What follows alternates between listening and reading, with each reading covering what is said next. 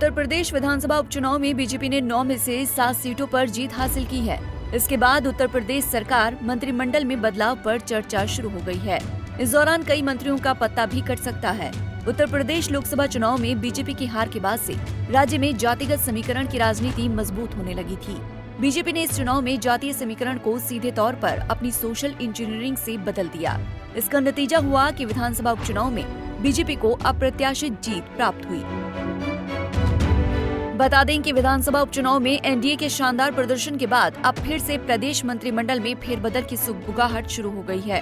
कई विधायक जहां मंत्री बनने के लिए जोड़ तोड़ में जुट गए हैं, वहीं सहयोगी दल भी मंत्रिमंडल में कोटा बढ़ाने की दावेदारी करने की तैयारी में हैं। हालांकि मंत्रिमंडल में फेरबदल दिल्ली विधानसभा चुनाव के बाद संभव है। सूत्रों की माने तो इस बार मंत्रिमंडल में बड़े पैमाने पर फेरबदल की तैयारी है। इनमें कई कैबिनेट और राज्य मंत्रियों का पत्ता साफ हो सकता है। उपचुनाव के पहले से ही मंत्रिमंडल में फेरबदल की कयासबाजी शुरू हो गई थी, लेकिन किसी न किसी कारण से ये मामला टलता रहा है। उपचुनाव निपटने के बाद सरकार और पार्टी के स्तर पर मिशन 2027 की तैयारी शुरू हो चुकी है। इसीलिए माना जा रहा है कि इस बार मंत्रिमंडल विस्तार को अधिक दिन नहीं टाला जाएगा। इस संबंध में जल्द ही दिल्ली में बैठक होगी।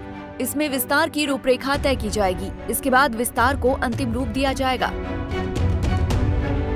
वहीं लोकसभा चुनाव में जिस तरह से ओबीसी और दलित मतदाताओं का समाजवादी पार्टी को वोट डालने के कारण नुकसान उठाना पड़ा था, उसकी भरपाई उपचुनाव में करने के लिए सरकार और संगठन ने कड़ी मेहनत की थी। इसका सार्थक परिणाम भी सामने आया है। इसीलिए मंत्रिमंडल विस्तार में ओबीसी और दलित समीकरण साधने के लिहाज से चेहरों को भी शामिल किया जा सकता है। मंत्रिमंडल विस्तार को लेकर कयास ये भी लगाए जा रहे हैं कि विधानसभा उपचुनाव में जीत दर्ज करने वाले विधायकों को भी मौका दिया जा सकता है, खास तौर से जिन सीटों पर भाजपा सालों से हाथ मल रही थी और इस बार वोट बैंक साधने में कामयाब रही है। वहां से जीतने वाले विधायकों को मंत्री पद देकर पुरस्कृत किया जा सकता है।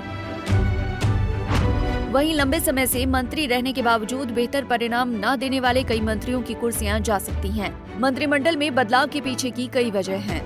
इसमें जहां एक और बीजेपी अपने पिछड़े दलित वोट बैंक को विश्वास दिलाना चाहती है कि बीजेपी में दलितों और पिछड़ों को अवसर दिया जाता है, तो साथ ही बीजेपी इस फेरबदल के साथ अगले चुनाव के लिए भी तैयारियां शुरू कर चुकी है। बीजेपी लोकसभा चुनाव के बाद लगातार अपने कार्यकर्ताओं को और बूथ लेवल पर एकजुट करने पर लगी हुई है। इसमें जातिगत समीकरण के साथ सोशल इंजीनियरिंग पर भी जोर दिया जा रहा है। हालांकि उत्तर प्रदेश की तर्ज पर पश्चिम बंगाल और पंजाब में भी राज्य में जिस पार्टी की सरकार है, उसके ही विधायकों को जीत मिली है।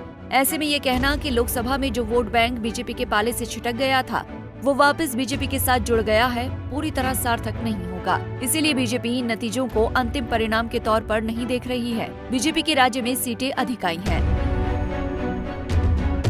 लेकिन यहाँ अगर वोट बैंक की बात करें तो दलित पार्टियों बसपा और आजाद पार्टी ने बीजेपी की जीत में महत्वपूर्ण भूमिका निभाई है। ऐसे में अगर आगामी चुनाव में दलित वोट बैंक जातिगत राजनीति के इतर बीजेपी को विकल्प के तौर पर नहीं देखते हुए समाजवादी पार्टी के साथ जाता है, तो बीजेपी की राजनीति पर राज्य में संकट उत्पन्न हो सकता है। यही वजह है कि बीजेपी अपने हिंदू वोट बैंक में हर जाति को लुभाने पर लगी हुई है। बहरहाल उत्तर प्रदेश की राजनीति में बीजेपी इस उपचुनाव के बाद अगली सियासत पर निशाना साध रही है। तो वहीं बीजेपी के बड़े नेता इस बात पर जोर दे रहे हैं कि राज्य विधानसभा में मंत्रिमंडल में हिंदू जातियों का प्रभाव दिखे। फिलहाल मंत्रिमंडल में बदलाव को लेकर अभी समय है, लेकिन इसके लिए बैठकों का दौर शुरू हो गया है। आने वाले दिनों में किस पार्टी के नेता को मंत्रिमंडल में बैठने का अवसर मिलता है, इस पर सबकी नजर बनी रहेगी। Bureau report, Punjab Kesari TV. हमसे जुड़े रहने के लिए हमारे YouTube चैनल को सब्सक्राइब करें और नई वीडियो की नोटिफिकेशन के लिए बेल आइकॉन को दबाएं।